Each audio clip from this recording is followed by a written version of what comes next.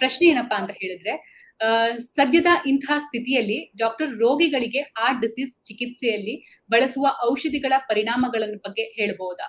ಯಾವ ರೀತಿ ಪ್ರಯೋಜನವಾಗುತ್ತೆ? ಈ ಪ್ರಯೋಜನಗಳ ಬಗ್ಗೆಯೂ ಕೂಡ ತಿಳಿಸ್ಕೊಡಿ.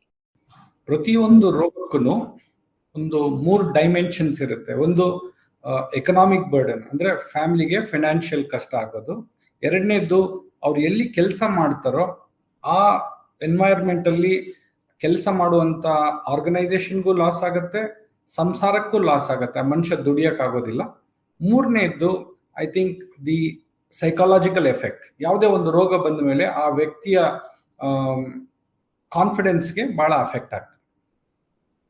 ಅದನ್ನ ನಾವು ಯಾವುದೇ ರೋಗನ 2 ರೀತಿಯಲ್ಲಿ ಮ್ಯಾನೇಜ್ ಮಾಡ್ಬೋದು. ಒಂದು, ರೋಗ ಬರದೇ ಇರುವ ಹಾಗೆ ತಡೆ ಕಟ್ಟೋದು. ಎರಡನೇದು, ಬಂದ ಮೇಲೆ ಅದನ್ನ ಸರಿ ಟ್ರೀಟ್ಮೆಂಟ್ ಮಾಡಿ 2ನೇ ಸತಿ ಬರ್ದಂಗೆ ನೋಡ್ಕೊಳ್ಳೋದು. What we call is preventing, and second one is prevent the recurrence, 2ನೇ ಸತಿ ಬರುವಂಥದ್ದು. ಯಾಕಂದ್ರೆ ಇದು ಯಾವ ರೋಗಗಳು ಒಂದೇ ಸತಿ ಬಂದು ಕ್ಯೂರ್ ಮಾಡುವಂಥದ್ದು ಅಲ್ಲ, ಇದು ಕಂಟ್ರೋಲ್ ಮಾಡುವಂತಹ ರೋಗಗಳು. ನಾವು ಸದ್ಯಕ್ಕೆ ಒಂದು ಒಳ್ಳೆ ಕಾಲದಲ್ಲಿ ಜೀವನ ಮಾಡ್ತಾ ಇದೀವಿ. ಯಾಕೆಂದ್ರೆ ಎಷ್ಟೋ ರೋಗಗಳನ್ನ ತಡೆಗಟ್ಟುವಂತಹ ವಂಡರ್ಫುಲ್ ಮೆಡಿಸಿನ್ಸ್ ನಮ್ಮೆಲ್ಲರಿಗೂ ತಗೊಳಕ್ಕೆ ಒಂದು ಅವಕಾಶ ಇದೆ. We are living in times when all these are available to us. ಹಾಗಾಗಿ ಈಗ ಹೃದಯ ಘಾತ ಆಗಬೇಕು ಅಂದ್ರೆ ರಿಸ್ಕ್ ಫ್ಯಾಕ್ಟರ್ಸ್ ಇರುವಂಥದ್ದು ಕಾಮನೆಸ್ಟ್. ಬಹಳ ಕಡಿಮೆ ಜನಕ್ಕೆ ಯಾವುದು ರಿಸ್ಕ್ ಫ್ಯಾಕ್ಟರ್ಸ್ ಇಲ್ದೇನೆ ಹಾರ್ಟ್ ಅಟ್ಯಾಕ್ ಆಗುವಂತ ಚಾನ್ಸ್ ಇರುತ್ತೆ. That is very small. ಈಗ ಹಾರ್ಟ್ ಅಟ್ಯಾಕ್ ನ ತಡಿಬೇಕು ಅಂದ್ರೆ ದಟ್ ಇಸ್ ಯಾಕೆ ಬರ್ತದೆ ಅಂದ್ರೆ ರಕ್ತನಾಳದ ಒಳಗೆ ಕೊಬ್ಬಿನಾಂಶ ಸೇರಿ ಅದು ರಕ್ತ ಹರಿಯುವಂತ ಜಾಗನ ಸಣ್ಣದು ಮಾಡಿ ಆಕ್ಸಿಜನ್ ಸಪ್ಲೈನ ಕಡಿಮೆ ಮಾಡ್ತದೆ. ಸೊ ಆ ಕೊಬ್ಬಿನಾಂಶ ಸೇರುವಂತದನ್ನ ಕಡಿಮೆ ಮಾಡಬೇಕು. ಯಾವ ಕಾರಣಗಳಿಂದ ಆ ಕೊಬ್ಬಿನಾಂಶ ಸೇರ್ಕೊಳ್ಳುತ್ತೆ ಅನ್ನೋದು ಅಂದ್ರೆ diabetes, high blood pressure, obesity, ಅವನ್ನೂ ಕಡಿಮೆ ಮಾಡ್ಕೋಬೇಕು.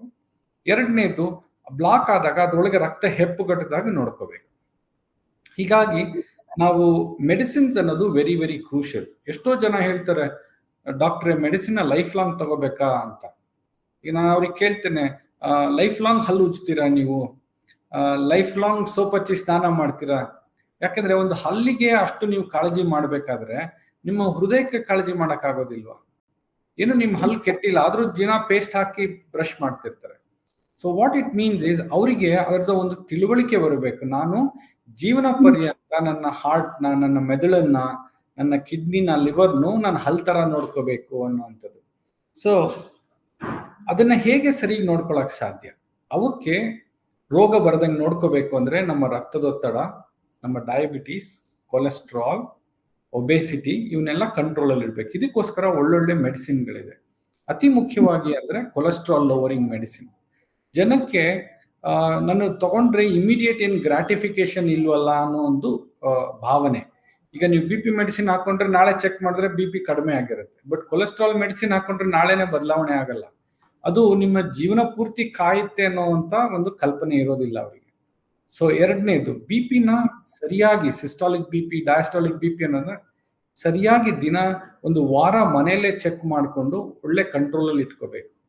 ಮೂರನೇದು, ನಿಮ್ಮ ಡಯಾಬಿಟೀಸ್ನ ಫಾಸ್ಟಿಂಗ್ ಶುಗರ್, ಪೋಸ್ಟ್ ಪ್ರ್ಯಾಂಡಿಯಲ್ ಶುಗರ್, ಇವೆಲ್ಲನ್ನು ನಾವು ಸರಿಯಾದ ಮೆಡಿಸಿನ್ಗಳನ್ನ ತಗೊಂಡು ಸರಿಯಾದ ಕಂಟ್ರೋಲ್ ಇಟ್ಕೊಳ್ತಾ ಬಂದ್ರೆ ನಾವು ನಮ್ಮ ಹ್ಯೂಮನ್ಲಿ ಪಾಸಿಬಲ್ ವೇ ಅಲ್ಲಿ ಪ್ರತಿಯೊಂದು ರೋಗಗಳನ್ನ ತಡೆಯಕ್ಕೆ ಸಾಧ್ಯ. So India has become the behemoth of pharma. ಅಂದ್ರೆ ಜಗತ್ತಿಗೆನೆ ಹೈಯೆಸ್ಟ್ ಕ್ವಾಲಿಟಿ ಮೆಡಿಸಿನ್ಸ್ ನ ಸಪ್ಲೈ ಮಾಡುವಂತಹ ಪವರ್ ಹೌಸ್ ಇಂಡಿಯಾ ಆಗಿದೆ. ಅಂಡ್ ನಮ್ಮೆಲ್ಲರಿಗೂ ಅತಿ ಅಫೋರ್ಡಬಲ್ ದರದಲ್ಲಿ ಮೆಡಿಸಿನ್ಗಳು ಲಭ್ಯವಾಗಿದ್ದಾವೆ. ಹಾಗಿರ್ಬೇಕಾದ್ರೆ ನಾವು ಯಾವುದೇ ಮೆಡಿಕಲ್ ಪ್ರೊಫೆಷನಲ್ ಏನ್ ಹೇಳಿರ್ತಾರೆ, ಯಾವ ಔಷಧಿ ಯಾವ ಡೋಸ್ನಲ್ಲಿ ಯಾವ ಫ್ರೀಕ್ವೆನ್ಸಿಲಿ ತಗೋಬೇಕು ಅನ್ನೋದನ್ನ ತಿಳ್ಕೊಂಡ ಮೇಲೆ ಅದನ್ನ ಅಡ್ಹೆರೆನ್ಸ್ ಅಂದ್ರೆ ಅದಕ್ಕೆ ತಕ್ಕಂತೆ ನಡ್ಕೊಂಡ್ರೆ ಬಹಳ ರೋಗಗಳನ್ನ ತಡಿಬಹುದು. Okay doctor, thank you.